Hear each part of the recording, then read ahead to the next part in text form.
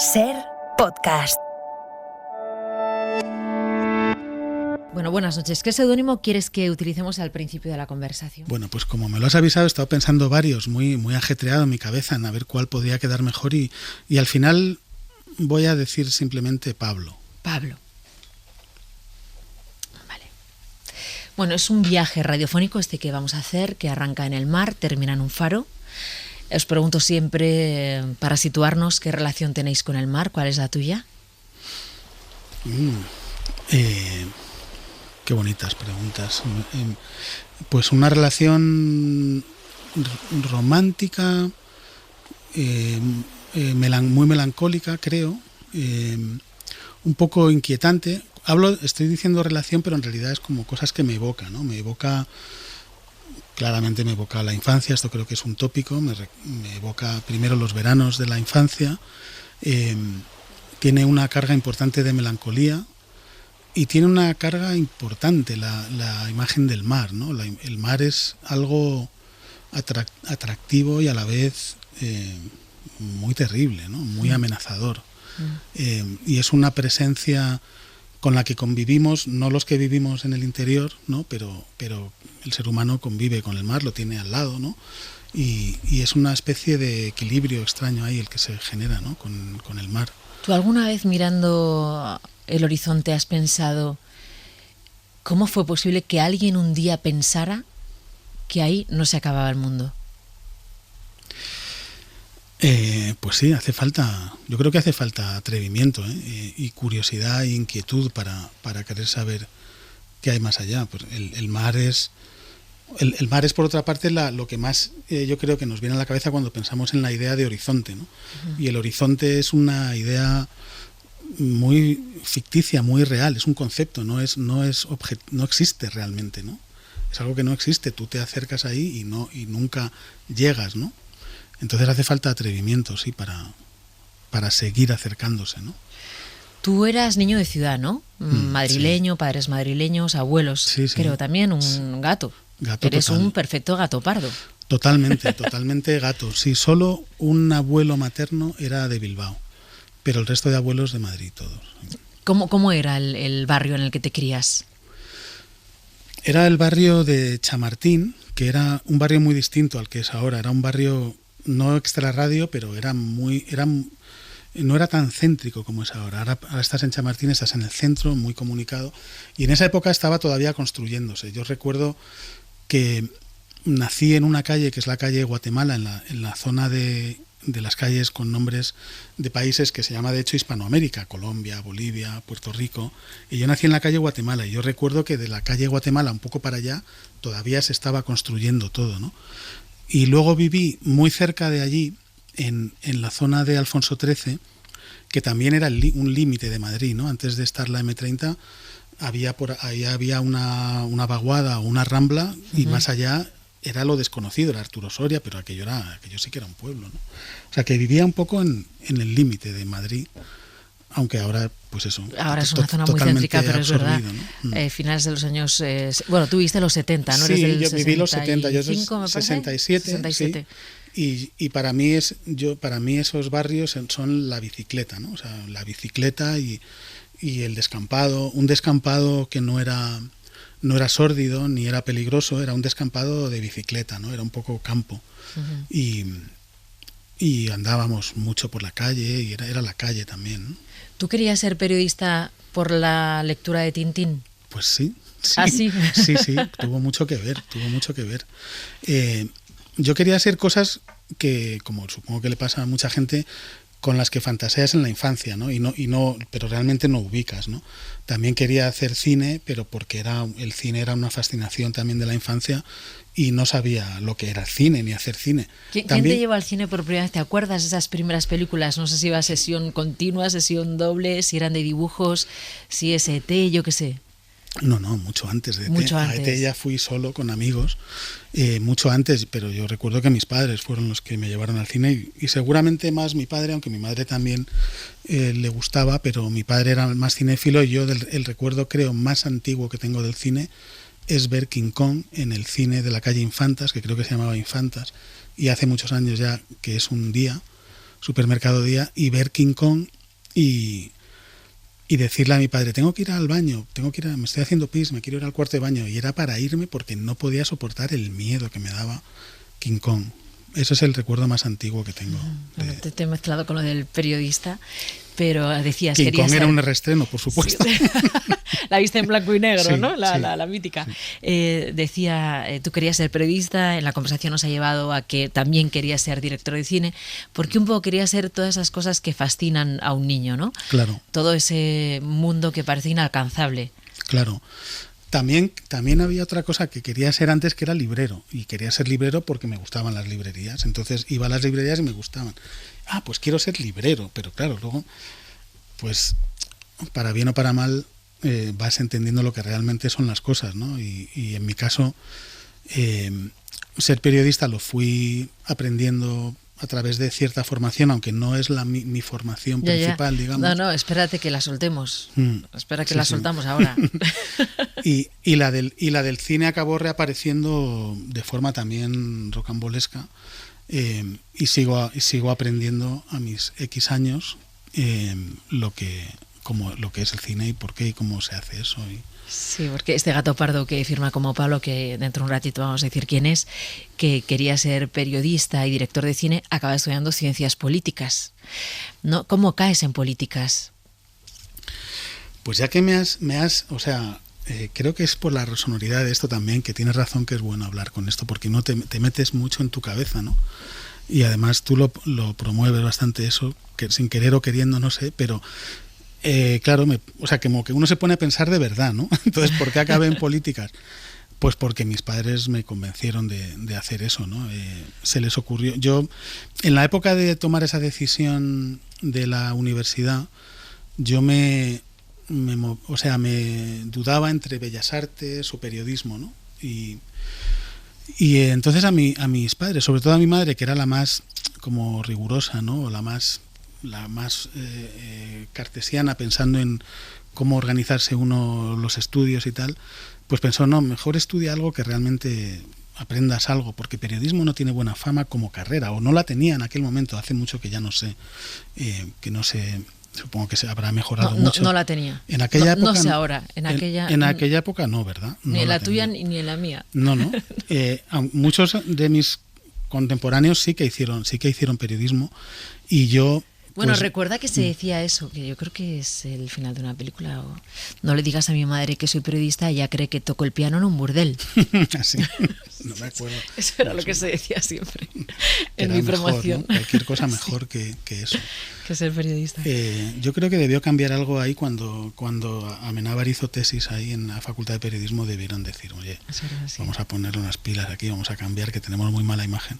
Y me convencieron mi madre y algunas gentes cercanas a las que mi madre pedía opinión. Pues políticas está muy bien porque estudias un poco, pues, de historias, de economía, filosofía, y te puede ser interesante. Y yo, que nunca me lo hubiera planteado eso, y también sin saber muy bien al empezar lo que implicaba estudiar ciencias políticas, pues me metí ahí. Uh-huh.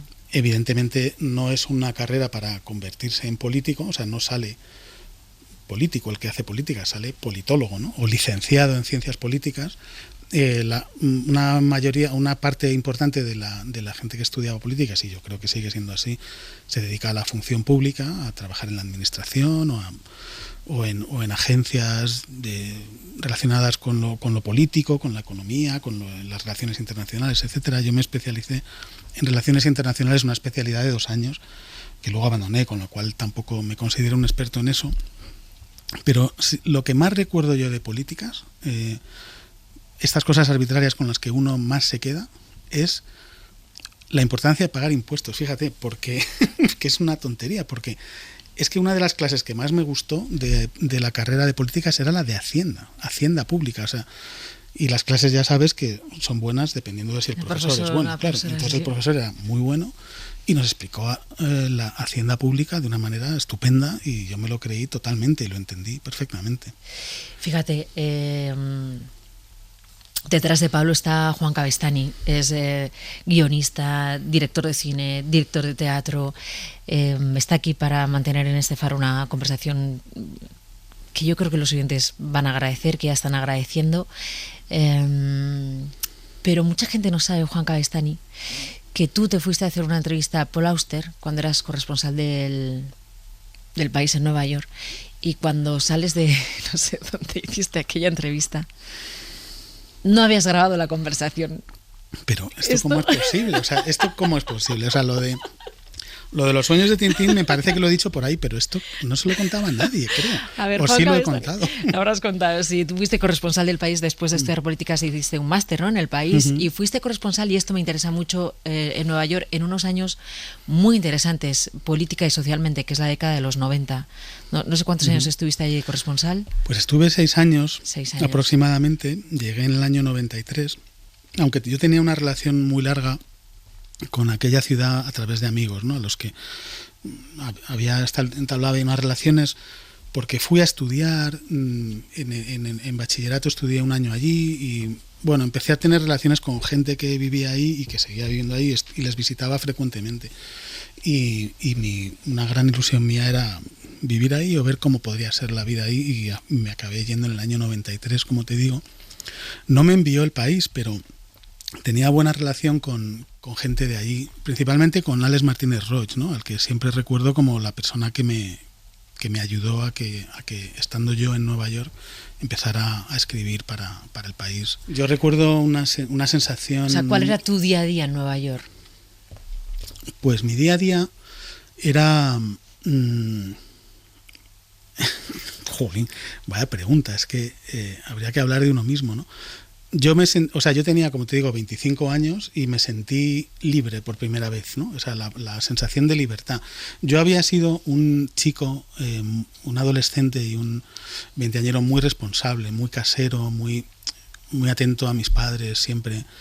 Nunca había desparramado por ahí, ¿no? Y estar en Nueva York viviendo solo, de repente fue una sensación muy nueva para mí, muy de nueva vida, ¿no? Era independiente, conseguí de forma milagrosa una independencia en una ciudad dificilísima, para que hoy día no hubiera podido, porque eso es una cosa que se ha convertido en una cosa carísima, muchísimo más exigente de lo que era cuando yo estaba ahí.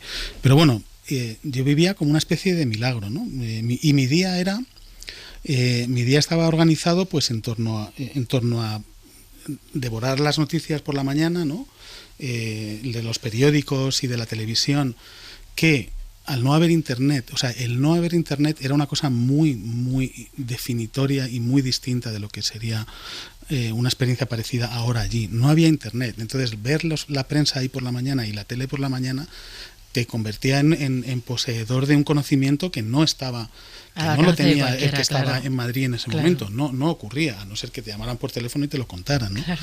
Entonces tenía ese valor, entre comillas, ¿no? Entonces yo devoraba eso. Yo conocía ya mucho Nueva York y el inglés lo tenía, ¿no?, como quien dice. Y entonces mientras hacía eso, pues leía, iba al cine, iba al teatro.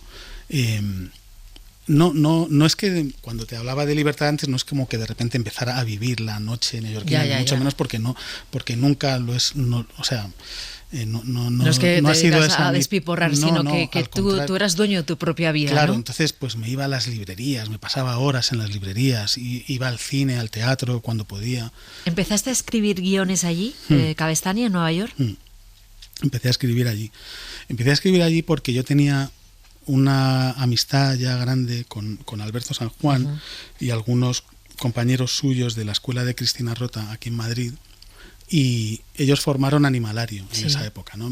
Mediados ya de los 90, y Alberto me contaba, nos inscribíamos cartas, que además hace poco he redescubierto, cartas en papel. Cartas en sobres, papel con sello. Claro, con sello, sí, sin nada más que papel dentro, ningún otro objeto. ¿Y las habéis extraño. encontrado ahora? Qué las he encontrado ahora y nos intercambiábamos nuestras vidas, ¿no?, y lo que estábamos haciendo, y él me contaba lo que estaba haciendo. No, pues quiero un grupo de teatro con este tipo de cosas que nos gustan, estos intereses, estas inquietudes, estas cosas de las que hablamos mucho nosotros, que en esa época eran la familia, tal, ¿no? Eran muy obsesivas con la familia. Y empecé a escribir cosas para ellos. escenitas cortas que ellos iban haciendo en montajes aquí y según yo me metía allí en Nueva York en el mundo, porque me dediqué mucho a hacer junkets y promociones de películas que de nuevo ahora van por todo el mundo o son online o no sé cómo serán, pero en esa época había que estar ahí para hacerlas en Nueva York o en Los Ángeles, o bueno, luego también empezó Londres, tal. Pero en esa época pues se estrenaban las películas y había la promoción y yo iba a entrevistar a todos los directores y tal, y entonces cuanto más hacía esto yo decía, pero si esto era lo que yo quería hacer cuando era pequeño, ¿no? Yo quería ser uno de estos. Ser claro, uno de ser los que entrevisto, ¿no? Esto de ser el que entrevisto ha sido una cosa que ha llegado de otra manera. Yo quería ser ese, ¿no? Y entonces me empecé a creer que yo podía empezar a escribir, y entonces ya empecé a entender que la fantasía infantil de ser director de cine, porque yo creía que el director de cine era todo, era el que se le ocurría la idea, además seguramente sobre la marcha, el que ¿no? ponía el dinero, ¿no? Ponía el dinero, la idea, llamaba a sus amigos actores y lo rodaban con su cámara, ¿no? Bueno, que, algo... Por cierto, luego eso te iba a decir, algo de hecho hiciste, ¿no? Como, sí, luego eso lo acababa haciendo. La película, sí, Gente Sin Sitio es, ¿no? Gente del Sitio, sí. Sitio. Oye, Juan Cabestany, tienes ahora... Bueno, no quiero que te vayas sin que me cuentes lo de Paul Auster. Ah, joder, todo venía de eso, es verdad. En esa época, claro, ese era el momento en que Paul Auster era una novedad y era un tipo fascinante, misterioso, romántico. Yo había leído un par de libros suyos, La Ciudad de Cristal y El Palacio de la Luna, no sé si Leviatán había salido ya, pero bueno, a mí me fascinaba Paul Auster, y además yo vivía en Nueva York en una zona que era el Upper West Side, la zona de Broadway arriba, donde se ubica Moon Palace y creo que también Ciudad de Cristal. Muchas de las historias de ahí se ubicaban por ahí, ¿no? Y un día recibí el encargo de ir a entrevistarle, porque sacaba un libro, creo, no recuerdo qué libro era, y me mandó Alex Martínez Roch, que era en esa época director del País Semanal, me mandó a entrevistarle. Le fui a entrevistar en su estudio en el barrio de Park Slope, en Brooklyn, que era el barrio donde se rodó luego Smoke y Blue in the Face, esas dos pelis, eran su barrio. Él no vivía, él vivía en una casa y trabajaba en un estudio, tenía como 2 sitios, y yo fui al estudio. El estudio era un espacio de este tamaño, más o menos, esto que tendrá 30 metros o una cosa así, o menos, cuadrado, con una mesa llena de papeles desbordada, ¿no? Y llegué y nos sentamos, él muy amable, muy predispuesto, nos sentamos y intercambiamos como cordialidades y tal. ¿Tú ibas, perdona, con tu grabadora? Yo iba de con mi grabadora, eran grabadoras radiocassette, sí, de casetes pequeños, ¿no? Y recuerdo, ahora voy a lo que me preguntabas, pero es que me acabo de acordar de lo primero que me dijo él al sentarnos, y me dijo: bueno, ¿de qué quieres hablar? Esa frase, de estas frases que muchas veces se te quedan, ¿no te pasa que se te quedan frases que dice la gente por algún motivo que no son importantes, nada? Pero que Paul Auster me dijera, bueno, pues ¿de qué quieres hablar? Y que es una pregunta, por otro lado, muy común cuando te entrevistan, ¿no? Se me quedó mucho y nos pusimos a hablar. Yo encendí la grabadora, estuvimos 1 hora. Además era curioso porque teníamos un conocido, una conocida común, ¿no? Y estuvimos hablando de esa persona conocida común. Estuvimos hablando un rato también y luego fue la entrevista, ¿no? Y cuando salí de la entrevista y me fui a casa y fui al metro, dije, bueno, voy a ver lo que he grabado, y me di cuenta que no se había apretado bien el botón de la grabadora y no se había grabado nada. Es la pesadilla del periodista. Es una pesadilla. Sí. Las grabadoras ahora se graba mucho con el móvil. También, claro. A mí ahora cuando me entrevistan con el móvil estoy muy obsesionado con si está funcionando. Digo, pero seguro que está bien, porque además no me puedo creer que ponen el móvil ahí donde lo tienes tú y te coge la voz perfectamente, ¿no? Antes había que colocarlo de pie, así, no como al lado. Entonces no se había grabado nada, me entró un ataque de pánico, sudores, y me senté en un banco ahí a 2 manzanas de su casa a hacer un ejercicio como de regresión instantánea, como de voy a revivir lo que acabo de vivir, a ver si me acuerdo de la conversación, ¿no? Porque a veces pasa eso, ¿no? O sea, yo ahora me voy de aquí y podría hacer el esfuerzo de reconstruir toda nuestra conversación. Y entonces hice eso, ¿no? Intenté reconstruir toda la conversación. Y la reconstruí y la escribí y no sonaba igual. Había algo, o sea, cuando entrevistas y luego redactas lo que has escrito, y mucho más si además lo traduces, siempre hay algo de recreación, ¿no? Siempre hay algo de edición o de recreación, pero en este caso aparte, yo creo que de eso, aparte se notaba que no era exactamente lo que él había dicho. Yo lo notaba mucho. ¿Lo notabas solo tú? Claro, ¿O lo notó también el director de periódico? Entonces yo la mandé, Alex, o quien yo la mandé hubiera a Alex, mandado? yo la mandé a Alex, dije, voy a no decir nada a priori, ¿no? Entonces él la leyó, le pareció bien, muy bien y tal. En esa época se decía mucho, se había que elegir si iba a ser una entrevista, pregunta-respuesta, o si ibas a escribir una pieza intercalando entrecomillados, ¿no? Su respuesta, sí. Entonces me dijo, bueno, yo creo que mejor, igual esto funciona mejor redactado e intercalando entrecomillados, ¿no? Y yo dije, claro, me ha calado. Claro. Y entonces ya se lo dije, le dije, sí, es que no va a funcionar, pregunta-respuesta no va a funcionar porque se va a notar. Y ya como colofón, perdona, llegué a mi casa totalmente deprimido y según entré en casa estaba entrando un fax, porque en esa época era el fax, no te llegaba un WhatsApp, ni siquiera un mail, y llegaban mensajes de voz al contestador o faxes. Sí. Y estaba entrando un fax, salía el papel blanco y de repente lo miro y es Paul Auster, ¿no? Que me escribía con a mano, me estaba mandando un fax como quien ahora envía un WhatsApp y ponía... Y se refería a la conversación que habíamos tenido al principio sobre esa persona común y decía, eso que te he contado no lo menciones en la entrevista, ¿sabes? Y ese fax creo que no lo conservo. En cualquier caso no lo hubiera podido conservar porque los faxes ya sabes que a los meses se desvanecían como lágrimas en la lluvia. Sí. Juan, ¿estás siguiendo la campaña para las elecciones de Madrid? Sí. ¿Qué lectura haces de la clase política? Habiendo estudiado ciencias políticas, habiendo dedicado mucha parte de tu vida a diseccionar al ser humano y a sus relaciones. Pues en parte me alegro que me lo preguntes y en parte me da pena porque no me gustaría hablar mucho de eso, me da pena, o sea, me da casi vergüenza lo que estoy viendo, como yo creo que a la mayoría de la gente me parece que el nivel es ínfimo y o sea, solo me puedo sentir interpelado, ¿no? por aquellos que hablan de algo, ¿no? Por aquellos que están hablando de algo, ¿no? Desde cierto conocimiento, ¿no? Desde cierto discurso de saber algo de lo que es la historia y de saber algo de las posibilidades que realmente se abren, ¿no? O dilemas ante los que tendremos que elegir, ¿no? En ese sentido, tengo muy claro con qué discurso me siento no identificado, porque yo soy crítico y todo es y nada es perfecto, ¿no? Pero, o sea, en estos momentos escuchar a alguien que por lo menos te da la impresión que ha leído un par de libros me parece reconfortante, incluso a lo mejor motivo suficiente como para votar a alguien, ¿no? Te has puesto Pablo de seudónimo. Antes cuando te preguntaba... Sí, no tiene nada que ver con lo que acabo de decir. No, nos vamos a despedir ya, pero te habías puesto Pablo de seudónimo y yo creo que citaste a tu hijo Pablo cuando hablabas de los tacos. No sé qué tiene que ver con tu seudónimo. Pues claro, es que le he puesto a él de seudónimo, porque cuando me has dicho seudónimo he pensado en un nombre, claro, seudónimo puede ser un no nombre, como Bacon, que también me estaba por ahí. Sí. Pero he tirado por Pablo porque es mi hijo, tiene 15 años, es lo más importante para mí y a pesar de otras interferencias que hay en la vida es en lo que uno piensa todo el rato, ¿no? Vamos a llevarte a un faro, el que tú quieras. Dime, ¿con quién estarías?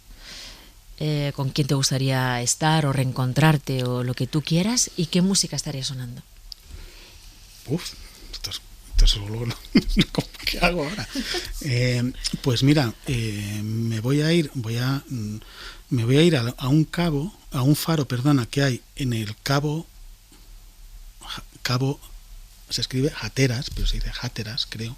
Cabo Hatteras, hay un faro, es en Carolina del Norte y es un faro que da al Atlántico, sería un poco parecido a ese, más grande, pero es un faro muy de...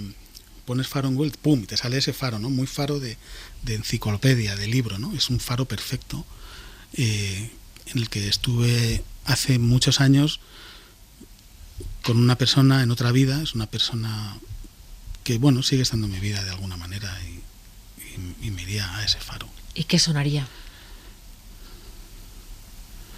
Pues sonaría Van Morrison, probablemente.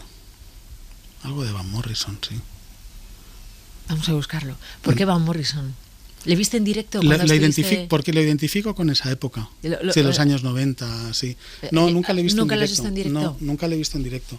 He hecho Van Morrison porque, ha sido pensar en el faro, el sitio, la persona, y he pensado en esa época, sí. Juan Cabestany, muchas gracias por acompañarnos esta madrugada en el Faro. Pues muchas gracias a ti.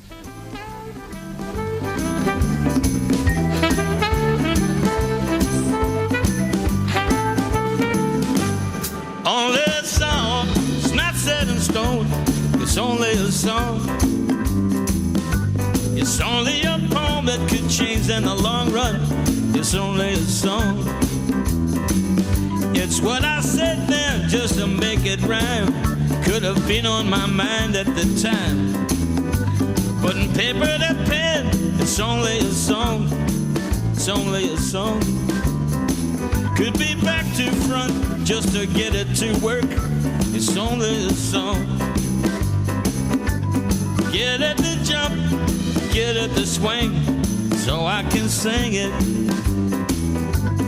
Only a song. When everything's said and done, at the end of the day, in the warmth of the sun,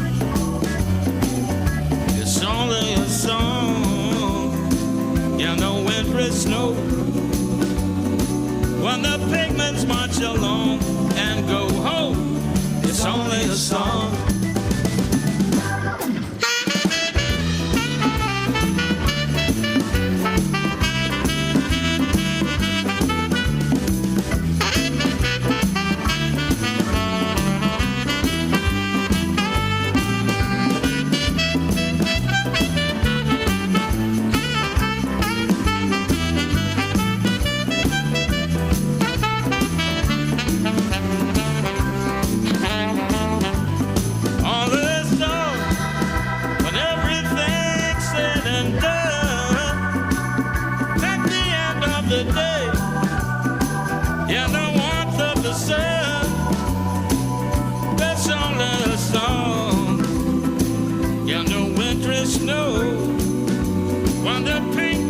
Along and go home. It's only a song. Only a song. It's not set in stone. It's only a song. It's only a song. It's only a poem that could change in the long run. It's only a song. It's only a song. It's what I said then, just to make it rhyme. Something's on my mind at the time. It's only a song. Just to get it to work now. Get it to work. Get it to jump. Get it to swing. So I can sing it. So I can sing it. It's only that song. It's not set in stone. It's only a song. It's only a song. It's only that song. It's only a poem. It's only a song. It's only a song.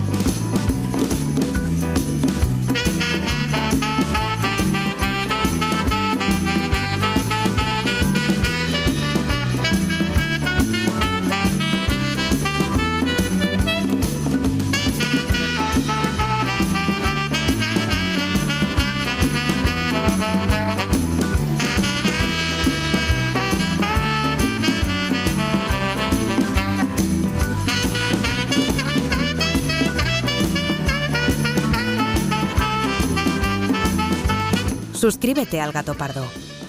Todos los episodios y contenidos adicionales en nuestra app de Cadena Ser y en nuestros canales de Apple Podcast, Spotify, iVoox, Google Podcast y YouTube. Escúchanos en directo en la Ser de lunes a viernes a las 2:10 de la madrugada. Cadena Ser. La radio.